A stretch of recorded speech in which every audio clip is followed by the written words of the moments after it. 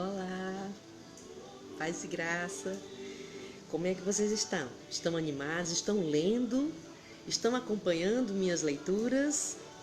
Pois é, hoje a proposta é você estar lendo o capítulo 3 de João.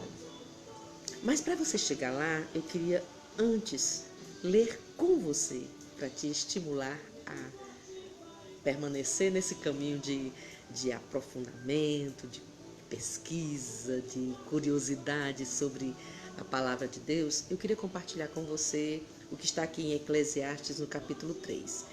É um texto muito conhecido, mas nós temos um propósito para estar propondo que vocês leiam hoje comigo aqui esse capítulo de Eclesiastes, tá certo? Vamos lá? Diz assim a palavra de Deus: tudo tem ocasião própria e há tempo para todo propósito debaixo do céu. Há tempo de nascer e tempo de morrer, tempo de plantar e tempo de arrancar o que foi plantado, tempo de matar e tempo de curar, tempo de derrubar e tempo de edificar, tempo de chorar, tempo de rir, tempo de prantear e tempo de dançar, tempo de espalhar pedras e tempo de juntar pedras, tempo de abraçar, tempo de abster-se de abraço, tempo de buscar, tempo de perder,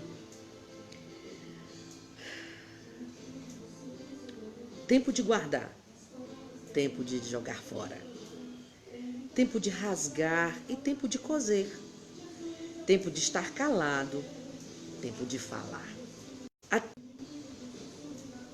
Dei uma pausa aqui na internet, eu vou retomar. Versículo 8.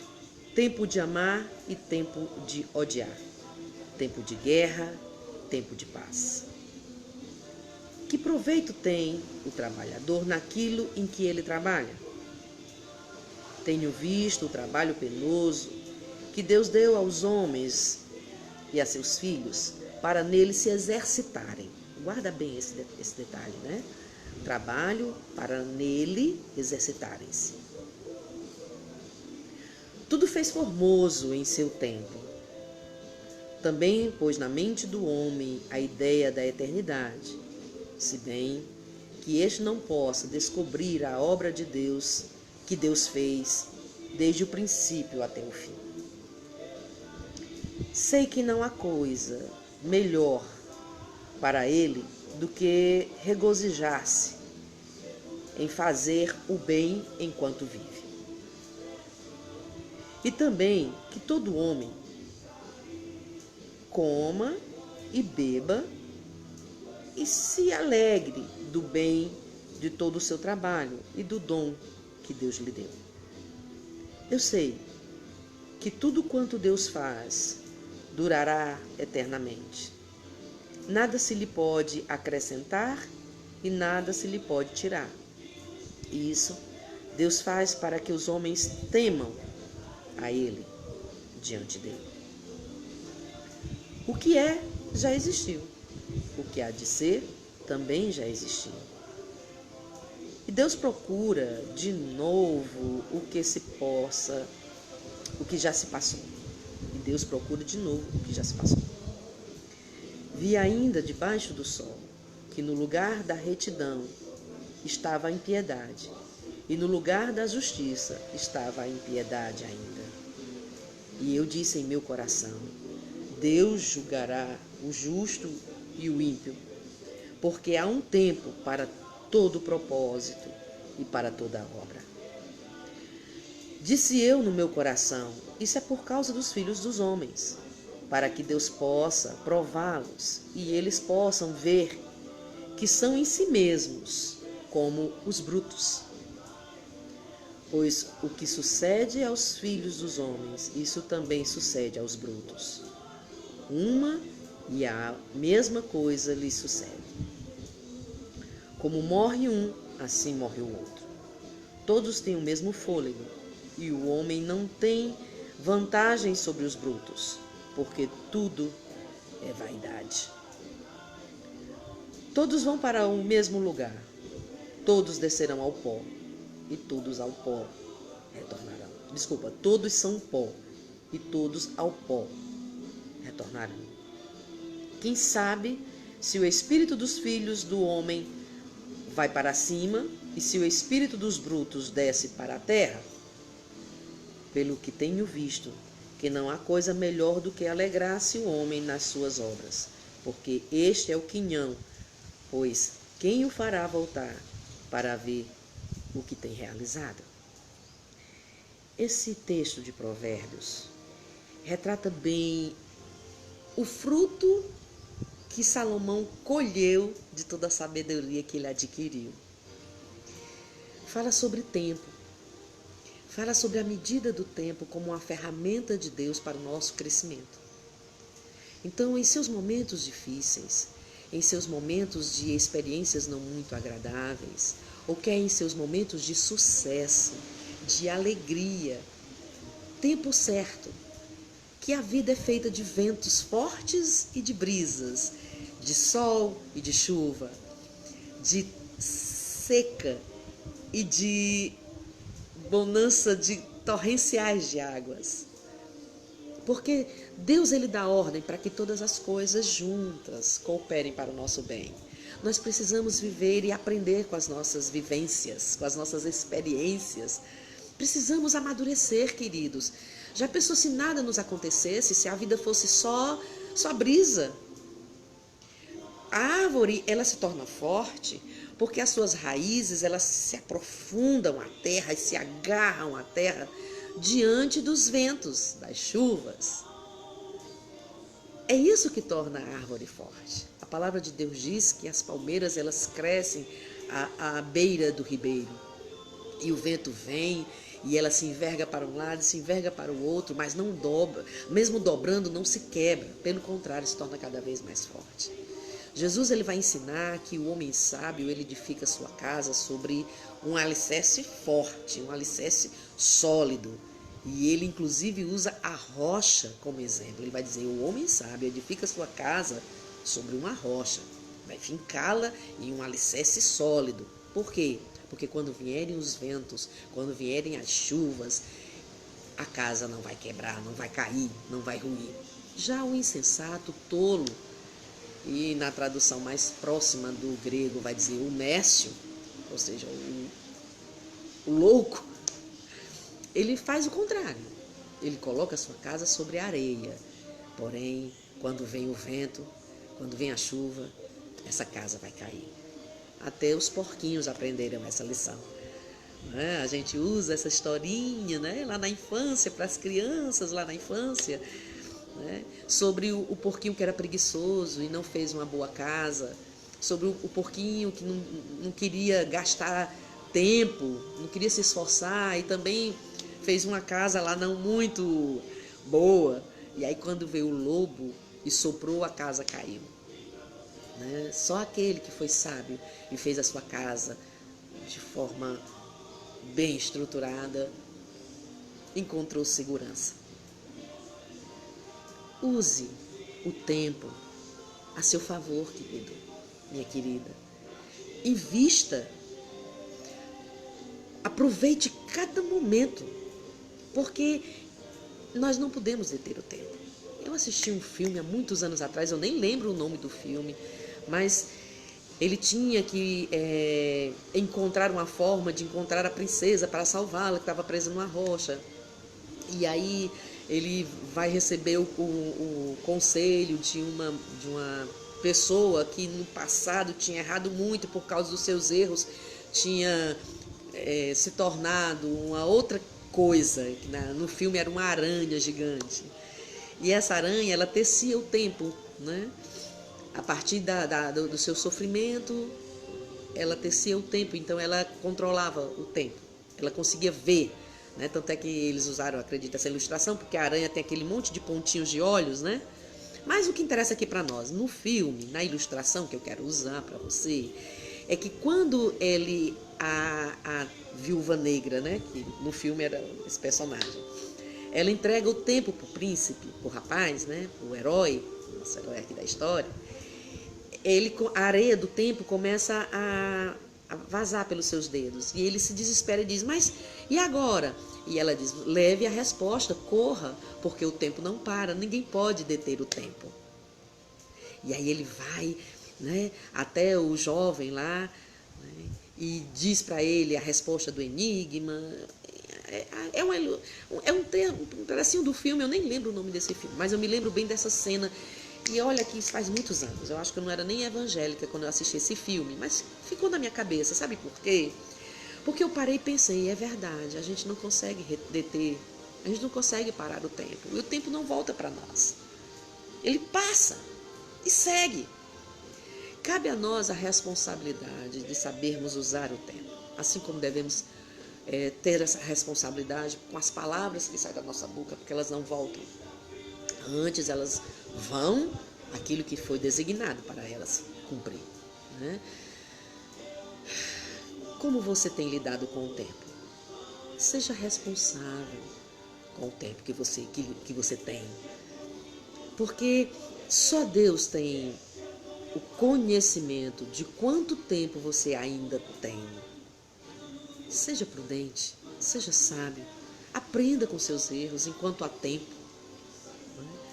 Entenda que tem horas que a gente ganha, mas também tem horas que a gente perde, e a gente precisa administrar a resiliência, a gente precisa amadurecer para lidar com os nãos. Eu até coloquei hoje no meu Instagram da igreja, meu Instagram da igreja é ótimo, né? Mas é porque eu que administro o Instagram da igreja, um cartãozinho onde eu vou falar que nós... Ai, olha aí, o que é o tempo, né? A cabeça. Eu estava falando sobre a responsabilidade, a gente administrar. Sim, aí lá tem o tempo de plantar e o tempo de colher. E saber que esse intervalo entre a semente que nós plantamos e a semente que nós vamos colher pertence a Deus. Porque Deus é quem dá o crescimento. E Deus usa o tempo como uma ferramenta para que isso aconteça. Você precisa, sabe, amadurecer e lidar com as suas experiências. Eu tenho um ditado na minha vida que eu aprendi com o Espírito Santo. Eu aprendi que Deus, ele não passa a página sem que ele dê o ponto final, na última linha, no último parágrafo, na última palavra.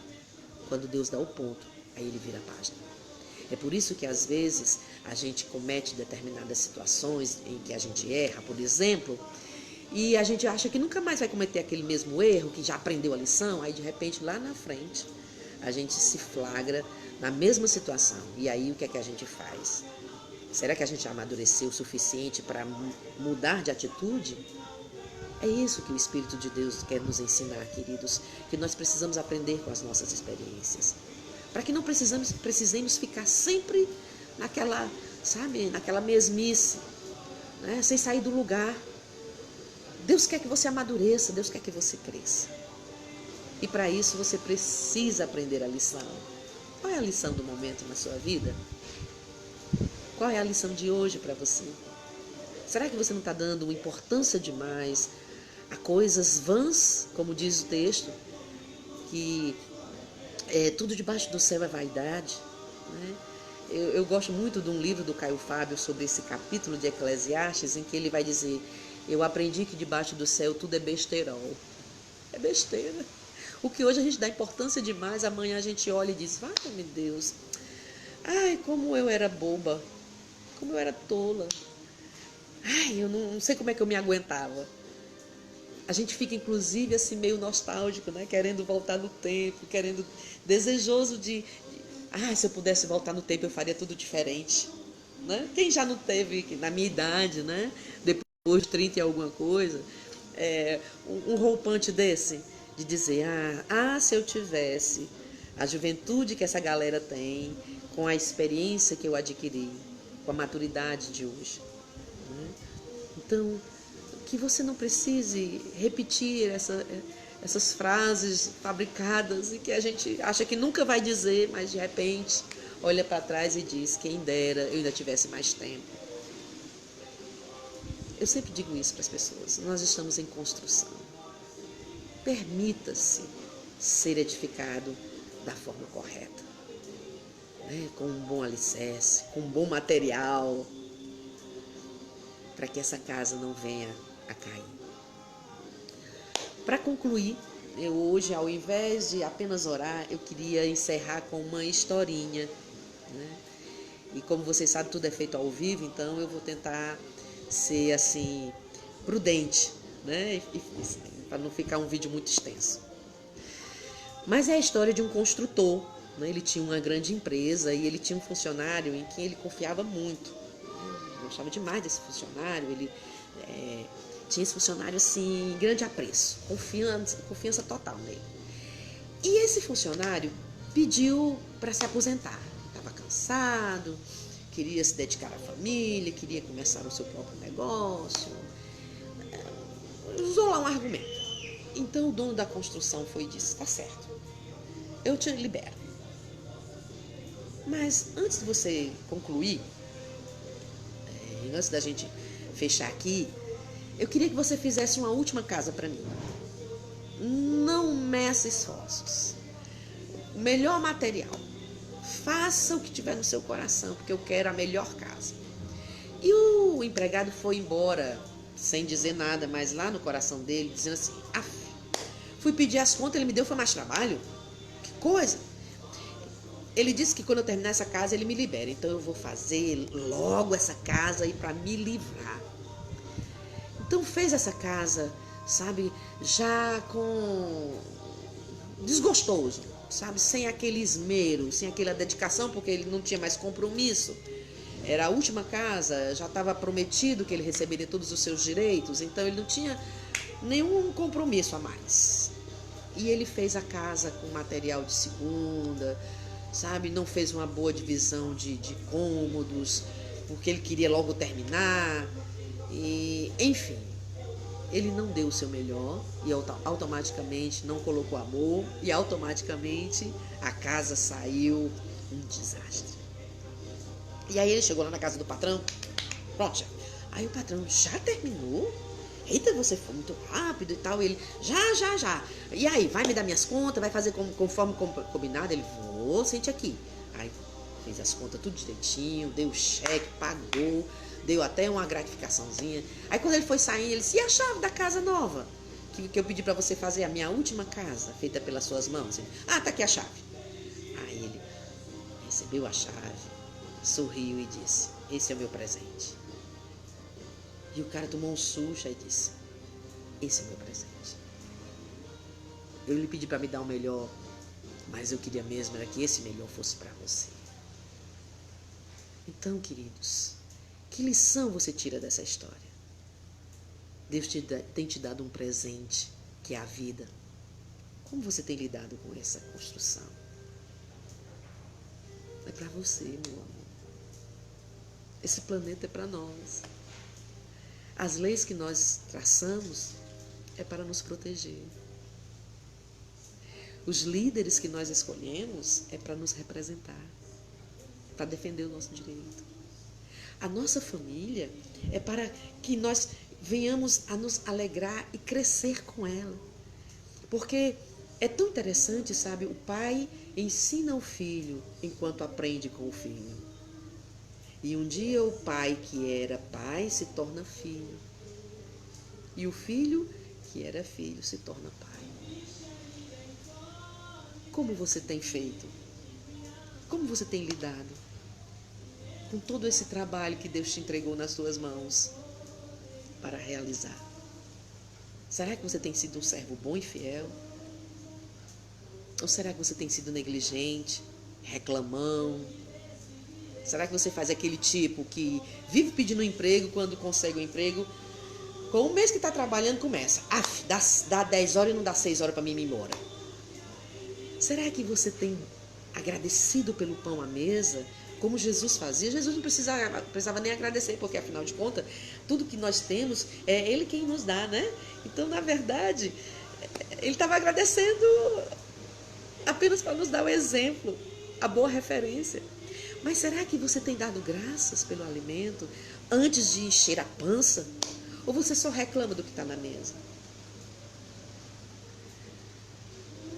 Guarda no teu coração esse texto de Eclesiastes e essa palavra, porque é em amor que eu te convido a ler a palavra de Deus. No capítulo 3 você vai descobrir Deus ali trabalhando, né, as suas relações e sendo Ele a referência, sendo o exemplo. Ele fazia, ele anunciava, fazia para conduzir as pessoas a fazer, e ainda dizia: em meu nome vocês farão coisas até maiores, porque eu estarei no controle, lá na glória, para onde eu vou voltar daqui um tempo. No nosso próximo encontro a gente vai estar lendo, né, o capítulo 4, porque eu quero avançar. Hoje era para ser o capítulo 4, mas ontem eu não consegui vir aqui conversar com vocês, então eu queria, né, correr pouco, mas em tempo hábil, adquirir cada vez mais, né, porque a leitura, na verdade, ela precisa ser progressiva. Mas fica aí a sugestão, leia o capítulo 3 de João. Eu quero que você já esteja no capítulo 4 amanhã, quando eu for conversar com vocês. Tá certo? Um beijo no coração de vocês. E eu queria encerrar esse momento orando. Eu estou vendo que teve algumas pessoas que estiveram aqui olhando o vídeo enquanto eu falava, né?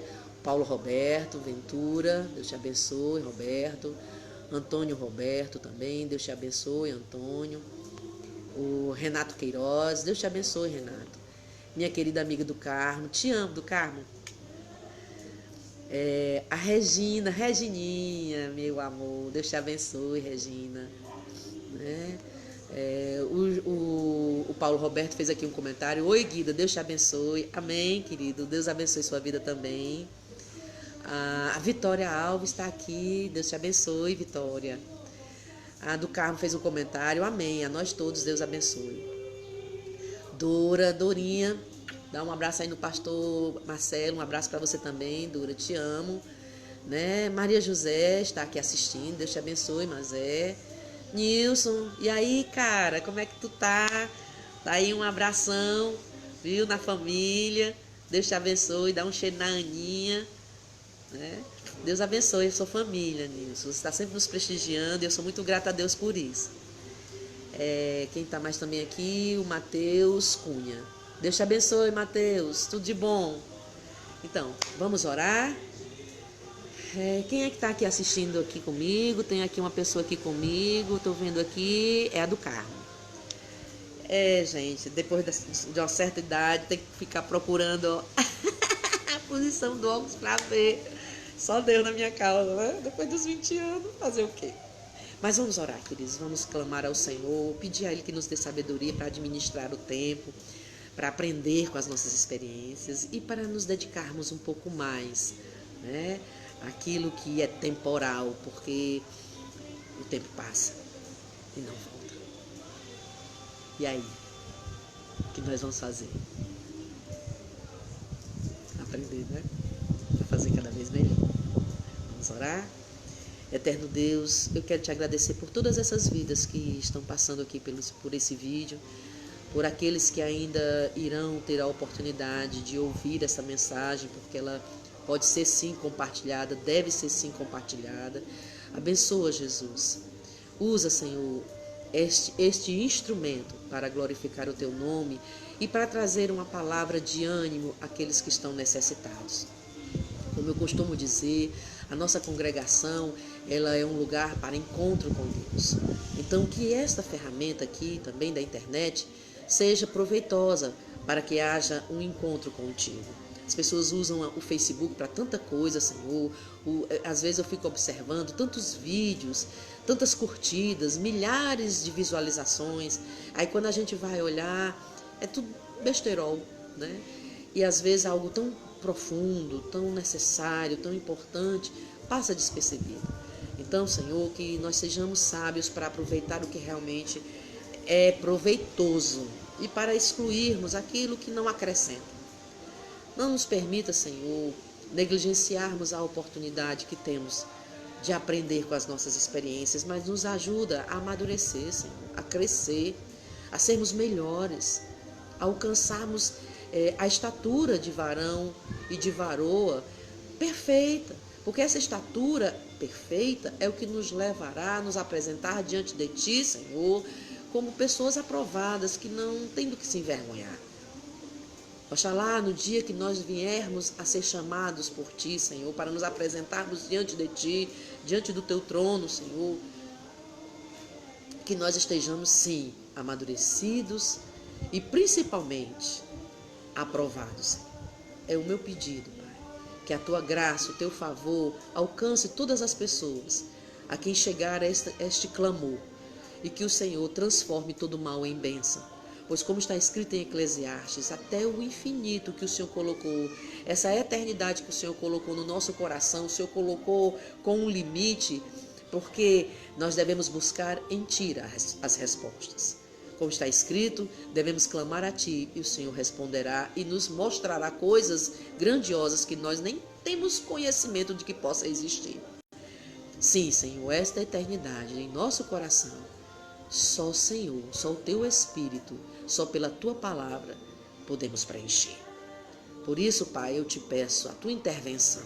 Entra com providência nos lares, nas famílias, pessoas que estão agora, nesse momento, angustiadas, precisando de uma palavra, precisando de um toque do Teu Espírito. Senhor, intercedo por essas pessoas. Vai, Senhor, de encontro a essas necessidades e faz um milagre, Senhor. O milagre da cura, o milagre do consolo, o milagre da reconciliação, o milagre da paz, o milagre da transformação, o milagre, Senhor, da unidade e da comunhão.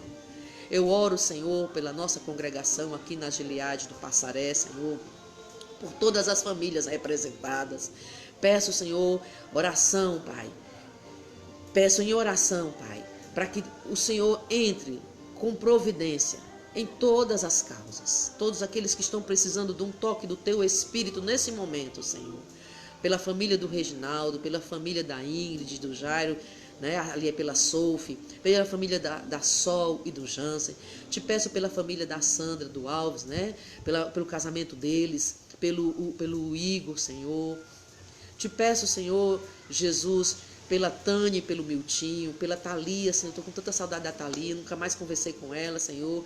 A faculdade, Senhor, as obrigações, a distância agora geográfica, porque eles se mudaram, Senhor, tem sido obstáculos para nós estarmos mais próximas uma da outra, mas eu peço pela Thalia, pelo Zé Hilton, Senhor, os filhos da Tânia e do Miltinho. Te peço, Paizinho, pela vida do pastor Marcelo e da Dora. Te peço, Senhor Jesus, pela vida, Senhor, do André ali naquela clínica. Senhor, cuida do André, Jesus. Restaura aquela vida em nome de Jesus. Cura, Senhor. E traz ele sã para perto de nós. Que ele esteja, Senhor, agora sendo tocado nesse momento pelo Teu Espírito e alcançando refrigério, para que ele serenize e deixe que o Senhor trabalhe em seu corpo, para que haja cura e para que haja também aproveitamento dessa experiência, a fim de que ele seja fortalecido, para que ele amadureça no Senhor. Te peço, Senhor Jesus, pela vida de todos os irmãos. Te peço pela Adrícia, Senhor, Adriele, Senhor, desculpa, Pai, pela Adriele, Pai, pela sua mãe, pela sua família. Te peço pelos meus filhos, pelo Lucas ali em Juazeiro, Pai, na sua faculdade, no seu relacionamento com seus avós. Te peço pelo meu João Pedro, Senhor, na sua faculdade, nos seus relacionamentos, nas suas amizades, no seu trabalho, no seu estágio. Te peço pela minha mãezinha, pelas minhas irmãs, pelos meus sobrinhos. Te peço pela minha casa, Senhor, e por todos os irmãos que estão agora em concordância comigo nesta oração. Abençoa com todas as sortes de bênçãos, mas principalmente com a Tua presença e com o renovo do Teu Espírito na nossa vida. É o que eu te peço e por fé eu te agradeço, em nome e para a glória de Jesus. E todos que entram em concordância comigo dizem amém. Deus abençoe e fica na santa paz do Senhor. Compartilhe esse vídeo, querido. Divulguem a palavra de Deus, sabe? Deixem que outras pessoas tenham acesso a esse texto de Eclesiastes através dessa ministração. É algo simples, é caseiro, não tem sofisticação, mas tem muito amor envolvido. Tá certo? E você que mora aqui no Passaré, que também vai ter acesso a esse vídeo, porque eu acredito que os irmãos vão estar compartilhando nas suas redes sociais, vem estar orando conosco. Nós nos reunimos ali na Otacílio Peixoto, ali pertinho da Praça do Conjunto Sumaré. Os nossos cultos de oração são todas as quintas-feiras, então você tem a oportunidade de estar orando conosco.